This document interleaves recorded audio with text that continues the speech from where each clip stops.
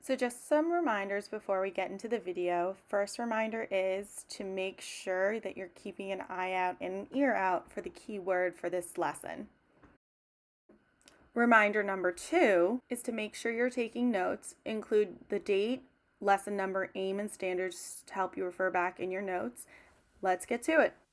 Okay, so welcome back. Today we're going to be talking about lesson 5, day 2. We're continuing with our aim, which is how do we use order of operations to solve complex problems. This is our warm-up for today. Which two expressions are equivalent? So we have -2 to the second power, 2 to the second power, and -2 to the second power. Try it on your own and we'll go over it. So we have here our -2 to the second power. With exponents, we have to remember that the exponent is just referring to the value that it's attached to. So we can think of this as negative on the outside of parentheses 2 times 2. If we do that, we have -2 times 2 is 4. So here we have a -4. Then the next one we have is 2 to the second power. So it's just 2 times 2, which is 4. So now the third one that we have, this one is -2, since it's in parentheses, times -2. So we have -2 times -2. This is a positive 4. So the two that are equivalent are going to be these two. All right, so knowing where your exponent, what it applies to, is super important. All right, let's get started. So here we're just simplifying, again, continuing with our lesson from yesterday.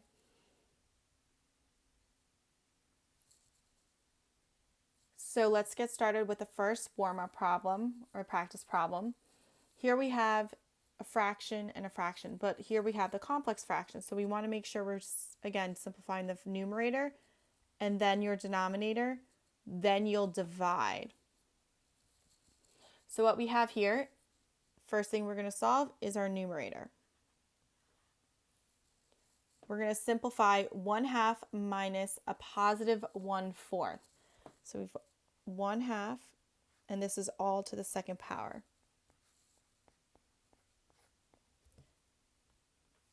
So here we have a subtraction of a positive, so really this is just subtracting.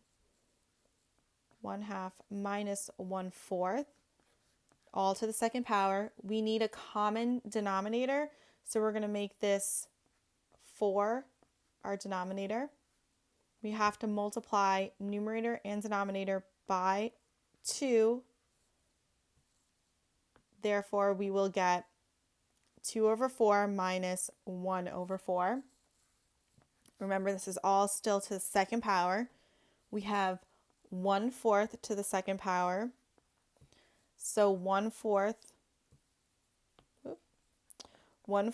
times 1/4, we're going to get 1/16. All right, so that's just our numerator. Now we have to go to our denominator. So here we have 1/2, which can be converted to 3/2, times -3, that was weird, -3/4. This will turn into -9/8 because we have a negative times a positive. And now from here, we're going to take our new numerator, which was 1/16. We're going to divide that by -9/8. And here we're going to follow our rules of dividing fractions. We're going to keep change in a flip. So this becomes 1/16 times a -8/9. So here we have 1 times 8. We have 8. 16 times 9 is 144. And we know our answer will be negative because we have that negative value.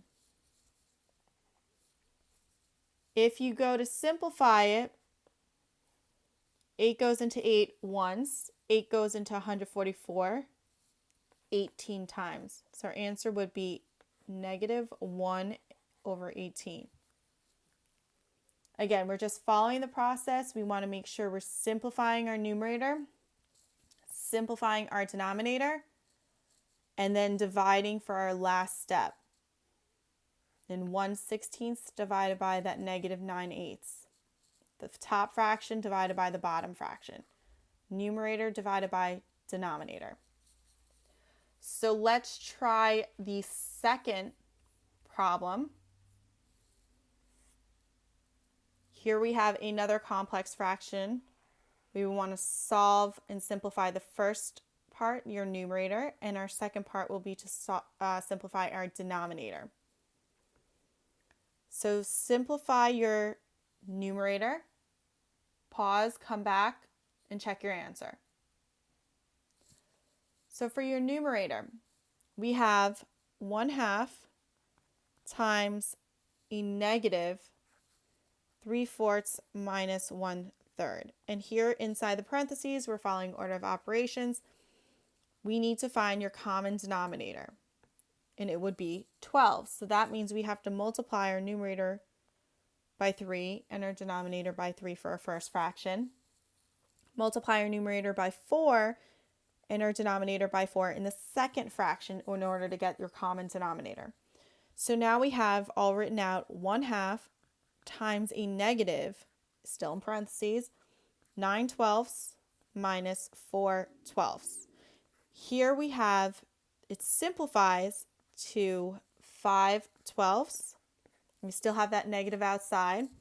We're going to bring our half down. So we have 1/2 times a negative 5/12. Again, we have that one negative, so we know our answer is going to stay negative. 1 times 5 is 5, 2 times 12 is 24, and that is our new numerator. So step 1 is complete. For our second step, we're simplifying our denominator. So you want to make sure you're simplifying your denominator, pause, come back, and check your answer. So here we can notice that we have a positive and a negative. So really we're just subtracting. So we have 1/2 minus 1/4. We need a common denominator. So that means we need to multiply our first fraction by 2 in order to get our common denominator of 4. So 2/4 minus 1/4, we're going to get a 4th, and that's our denominator. Now we have to just divide. So if we have negative 5/24 divided by 1/4, we're going to use our strategy to keep, change, and flip. So we have negative 5/24 times 4/1. You can cross simplify here, or you can simplify at the end. So I'm just going to simplify at the end. I'm going to get negative 20/24. I know that we can simplify, and that's going to give us negative 5/6 because 4 goes into both. So our answer would be negative 5/6.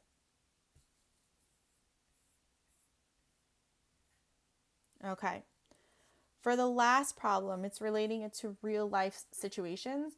So make sure you solve this, pause the video, come back, and check your answer.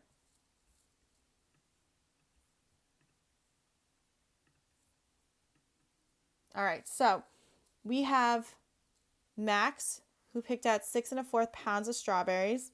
And then we have Corey, who picked out 4 3/4 pounds of strawberries.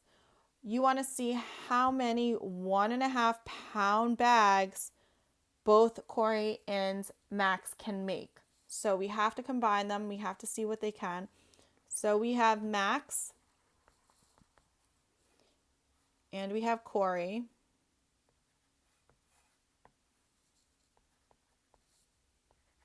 Okay, so Max has 6 1/4 pounds, so that's 25/4.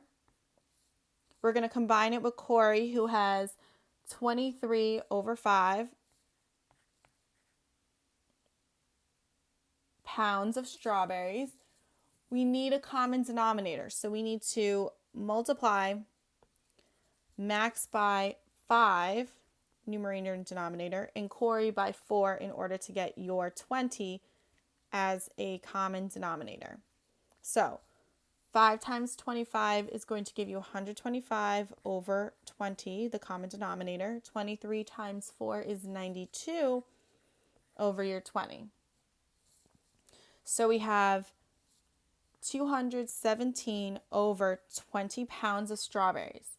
How many bags can we actually include if it's a pound and a half? So then we have to do one more step where we take our 217 and 20 pounds of strawberries and divide it by that 1.5 or 3/2 as an improper fraction. We're going to still KCF because we are dividing fractions. 217 over 20 pounds of strawberries times our 2/3, we're going to get 2 times 217 is 434 over 20 times 3 is 60. That does simplify to 7 7/30. Now, 7 7/30 doesn't really answer the question. They want to know how many bags that they can make. If you think about it, 7/30 of a bag you really can't have. So you can make 7 bags with the total of pounds of strawberries that Max and Corey have and picked. So 7 bags is your answer. Okay, so if you are in class, please continue to complete your independent work. And then if you're at home, make sure you go to your Google Classroom for your assignment. And see you in the next video.